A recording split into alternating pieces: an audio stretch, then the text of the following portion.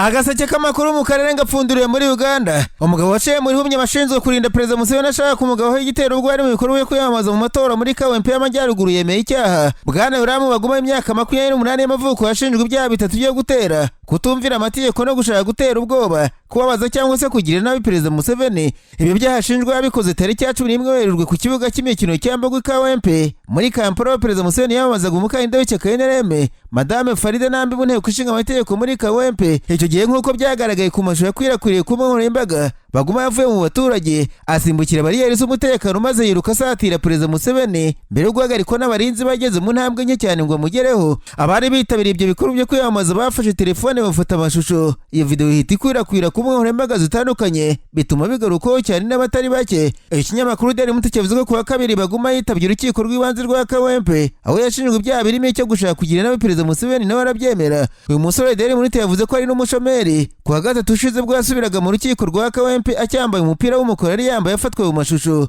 yazamuye amaboko asaba ijambo yemera ibyaha byose ashinjwa. Baguma bavugaga ikinyankore yari n'umusemuzi usemura ati ndashaka gusaba imbabazi ku cyaha cyo gutera perezida.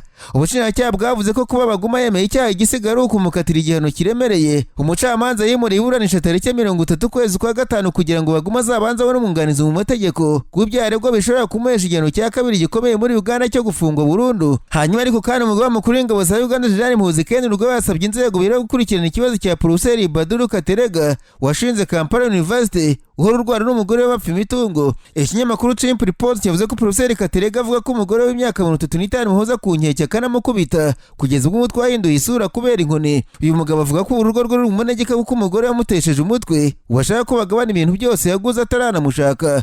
Uwo mugabo avuga ko umugore amushinja ko atita ku nshingano z'urugo nyamara umwana wiga mu mashuri abanza amwishyura $20,000 by'amadolari y'Amerika ku gihembwe, agasanga ari ugushaka ko batandukana akamukenesha gusa. Professor Baduru Katerega avuga ko umugore washaka ko bagabana inzu yatunze mu 1993 yaguze ubwo ari ambasaderi wa Uganda muri Arabia Saudite, agasanga ari uriganya ashaka kumuzanaho. Uyu mugabo yabwiye abanyamakuru ko umugore abeshya ko bafatanije kaminuza ya Kampala, ariko avuga ko abeshya ko iyi kaminuza imaze imyaka 26 nyamara umugore afite imyaka 35 avutse, akibaza ko bafatanije kaminuza ataranavuka. Abo bombi birirwa batukana ku nkoranyambaga. Byagizeho Gen.Muhoozi urwo basaba ko inzego zinjira mu kibazo cyabo zikagira umurongo ngo hato batazicana. Uyu mugabo atanga ubuhamya ko abagabo hohoterwa mu ngo nabo bashakanye cyane cyane bo babeshywe urukundo ntibite kuri buri kantu kose mbere yo gushaka. Nararanganije amaso ibinyamakuru byandikirwa mu Burundi, abanyamakuru bakize amakaramu ku mpapuro barandika. Banditswe abacuruzi b'ibiribwa mu mujyi wa Bujumbura mu Burundi bavuze ko bigoye kubareza ibiciro byashyizweho na Minisiteri y'Ubucuruzi mu gihugu kuko nabo barangura bahenzwe. Abacuruzi bavuze ko bigoye cyane ko bagabanya igiciro cy'inyama kuko inka zahenze mu gihugu. Bamwe mu baturage mu mujyi wa Bujumbura bavuze ko ikiro cy'inyama z'imvange kitarava ku 3000 y'amafaranga akoreshwa mu Burundi, bakibaza niba abacuruzi badakorera mu gihugu. Ikinyamakuru Iwacu cyavuze ko ikiro cy'inyama z'imvange henshi muri Bujumbura kiri ku 3000 y'amafaranga y'u Burundi, nyamara amabwiriza avuga ko ikiro cy'inyama kitagomba kurenza ibihumbi hagati ya 20 na 25. Nawe ikiro cy'inyama z'irote ngo kiri ku 33. Amabwiriza agaragaza ko kidakwiye kurenza ibihumbi 22 na 28. Abaturage bavuga ko Perezida Ndayishimiye avuga ko bagomba gushyira ibiciro bari batekereje ko ubuzima bugiye koroha, ariko ngo si inyama zakomeje gutumbagira gusa kuko n'ibindi bicuruzwa biribwa byahenze mu gihugu. Umwe mu bazi mu mujyi wa Bujumbura yavuze ko atari bo bahenda inyama biterwa n'uko inka zibageraho zihenze, agasanga Minisiteri y'Ubucuruzi ikwiye kujya ibanza kuganiriza abacuruzi ikamenya amakuru mbere yo gushyiraho ibiciro, kuko iyo byagenze gutyo bitubarizwa bakanga gukorera mu gihombo. Ishyirahamwe rirengera abaguzi Burundi ryavuze ko ari byiza ko leta yatekereje gushyiraho ibiciro ntarengwa, ariko rigasanga bitubarizwa kandi ababikora gutyo nabo impamvu yabo yumvikana, ariko ngo birakabije cyane ku muturage kuko izamuka ry'ibiciro rishobora kurenga 100% uko byaguraga. Minisiteri y'Ubucuruzi Burundi yavuze ko ibiciro bitubarizwa ku masoko bikwiye kubazwa polisi ishinzwe gutuma amategeko n'amabwiriza ya leta byubahirizwa bigashyirwa no mu bikorwa. Agaseke k'amakuru mu Karere ngapfunikire muri Kongo Kinshasa, abanyamakuru bakojeje ba muri no barandika. Banditswe Jean Majoro Nyitetesi Nzambe Gentil Arembejwe wari ufungiye guta urugamba ubwo Mitura afataga guma yaguye muri gereza warafungiye. Uyu musirikare waza ari mu bayobozi b'akarere ka gisirikare ka 34 ubwo abarwanyi ba Mitura bafataga umujyi wa Goma mu ntara y'Amajyaruguru hari mu mpera za Mutarama uyu mwaka turimo. Icyo gihe Jean Nzambe hamwe na bamwe mu ofisiye bagenzi be bavuye Goma bahungira mu mujyi wa Bukavu muri Kivu y'Amajyepfo aho bagiye kwisuganya kugira ngo bazigaranzure mu Mitura. Abandi basirikare basirikare bashinjwe guhunga ni General de Brigade Danite Neyangba wari umujyanama mu by'umutekano wa guverinoma y'Kivu y'Amajyaruguru na Brigadier Jean Papier Upembe wari umuyobozi wa brigade ya 11. Ikinyamakuru Media Congo cyavuze ko byamenyekanye ko General Nzambe yapfuye mu rukere rwo kuwa gatatu, gusa ntibizwi neza niba yapfiriye muri gereza ya gisirikare ya Ndoro yari afungiwemo cyangwa se niba ari mu bitaro. Icyamwishe nacyo ntikiratangazwa. Amakuru y'urubanza rw'aba basirikare no polisi yarakimenyekana mu itangazamakuru ko ku itariki 20 Werurwe uyu mwaka urukiko rukuru rwa gisirikare rwa Kinshasa rwafashe umwanzuro wo kubaburanisha mu muhezo mu rwego rwo kwirinda ko bamena amabanga y'umutekano.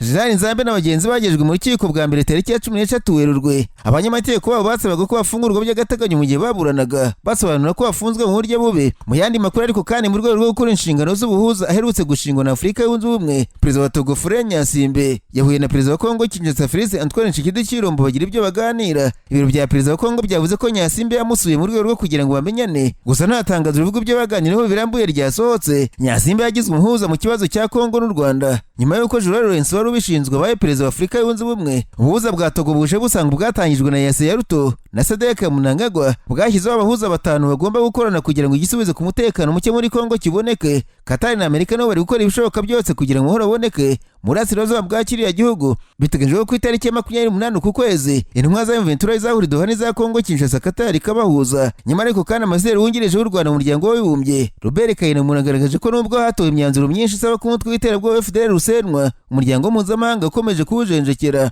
Imbere y'akanama Karoni gashinzwe umutekano ku itariki ya 16 Mata, Kayinamura yibukije ibihugu bikagize ko kuva 2003 hamaze gutorwa imyanzuro irenga 20 isaba ko uyu mutwe ukora muri Asirazuba bwa Kongo useswa. Yibukije ibihugu bigize aka kanama kandi ko 2013 hatowe umwanzuro wemeza ko ubufatanye bwa Loni, umuryango wa Afurika yunze ubumwe n'akarere ka Afurika y'ibiyaga bigari mu kugarura amahoro muri Kongo Kinshasa. Ingingo nyamukuru y'uyu mwanzuro yari ugusenya FDLR, kwakira abarwanyi babo bemeye kurambika intwaro nabo mu miryango yabo ndetse no kubacyura mu Rwanda. Hari ibitero byagabwe kuri FDLR, abarwanyi babo bakirwa mu nkambi zitandukanye zirimo Kanyabayonga, Nyamirima, Warungu na Kisangani. Bamwe muri bo baracyurwa, gusa ingabo za Kongo zageze ubwo zibihagarika. Kayinamura yasobanuye ko umwanzuro ashobora gufasha Kongo n'akarere k'ibiyaga bigari kubona amahoro arambye kuko wakemuraga impamvu muzi z'umutekano muke kandi wubakiye ku cyizere cyari hagati y'ibihugu byo mu karere. Yagaragaje ko mu myaka 12 hatowe uyu mwanzuro hatewe intambwe nke mu bikorwa byo gusenya imitwe nka FDLR no gusubiza mu buzima busanzwe abarwanyi bayo, kandi ko n'ubu igihungabanya umutekano w'akarere. Kayinamura yagaragaje ko ibiro by'ingabo za Kongo na FDLR ribangamiye umutekano w'akarere n'ishyirwa mu bikorwa by'umwanzuro wo gusenya imitwe yitwaje intwaro. Asobanura ko nta gihugu na kimwe cyakwemera guhungabanywa n'ikibazo nk'iki ngiki. Yasabye ko hakorwa ubugenzuzi ku byagezweho nyuma y'imyaka 12 umwanzuro wo gusenya imitwe yitwaje intwaro utowe. Ashimangira ko u Rwanda rufite ubushake bwo kuwubahiriza, cyane ko rwizera ko ku bufatanye n'ibihugu by'akarere byashoboka kugera ku mahoro arambye. Uyu mudiplomate w'u Rwanda yashimangiye ko kugira ngo umuhoro uboneke mu karere FDLR n'imitwe yitwaje intwaro yishamikiyeho bikwiye gusenywa, kandi akanama Karoni gashinzwe umutekano gakwiye gukurikirana uko igikorwa kigenda hatabayemo gutoranya. Yasabye ko abafasha FDLR ndetse n'abakorana na FDLR bahanwa. Imvugo z'urwango ndetse n'ivanguramoko bikomeje kuganza muri Kongo bikamaganwa n'ako kanama. Imyanzuro y'amahoro yafashwe n'imiryango y'akarere gashyigikirwa. Kayinamura agaragaje kandi ko Kongo idakwiye gukomeza gushinja ibihugu uruhare mu mutekano muke wugarije uburasirazuba bwayo, ahubwo ikwiye gukemura iki kibazo kuko ari icyayo. Naho Minisitiri w'Ububanyi n'Amahanga wa Kongo Kinshasa Madame Therese Kayikwamba Wagner yabwiye ku kanama k'umuryango w'abibumbye gashinzwe umutekano ko FDLR idafite umugambi wo kuguma mu burasirazuba bw'iki gihugu kandi ko bagomba gusubira mu Rwanda. Ati muri urwo rwego twemeza ko FDLR idafite umugambi wo kuguma muri Repubulika ya Demokarasi ya Kongo, bagomba gusubira mu Rwanda. Kuba bari bitanga urwitwazo rworoshye rwo gutabara bidafite ishingiro, kandi u Rwanda rugomba kumenya ko iki kintu ari kimwe mu bigize umurage warwo. Igihe kirageze ngo duhagarike ibi, guhagarika kubungabunga FDLR nk'uko byatangajwe n'impuguke z'umuryango w'abibumbye. Minisitiri Kayikwamba yatangaje mu gihe abayobozi ba Kongo bakunze kwemera ko FDLR itakibaho, ahubwo ari urwitwazo u Rwanda rukoresha mu gutera Kongo Kinshasa. Promosi idasanzwe ku ndwara zitandukanye harimo nka diabete, hypertension, hepatite, impyiko na prostate. Waba sugira ububabare mu nda bushingiye ku moko y'inzoka zitandukanye nka amibe, teniya n'izindi, cyangwa ukunda kugira ibibazo byo mu nda bidasobanutse, ufite se ahubwo indwara z'uruhu cyangwa ukeka ko wahumanyijwe, yabazaniye promosi idasanzwe kuko ubu kuvurwa ari nk'ubuntu. Abangaba bafite inkomoko muri Tanzania kuko bakorera muri East Africa yose ndetse bagakorera no mu Rwanda. Bafite ubunararibonye mu kuvura bakoresheje imiti ikomoka ku bimera. Bavura cyane abagore bakunda kugira ibibazo mu myanya y'ibanga nk'ama infection, imihango idakama n'ibindi. Bavura kandi n'abagabo bagira ubushake buke mu gutera akabariro n'abatishimira ingano y'igitsina cyabo. Bakagira umwihariko kandi mu kuvura abakeka ko bahumanyijwe cyangwa barozwe. Ni inzobere mu by'ubuzima, bahamagare kuri nimero ziri kuri ekara yawe bagufashe. Akarusho nuko aho waba uri hose ku isi bakugezaho imiti yabo kuko bakorana na DHL.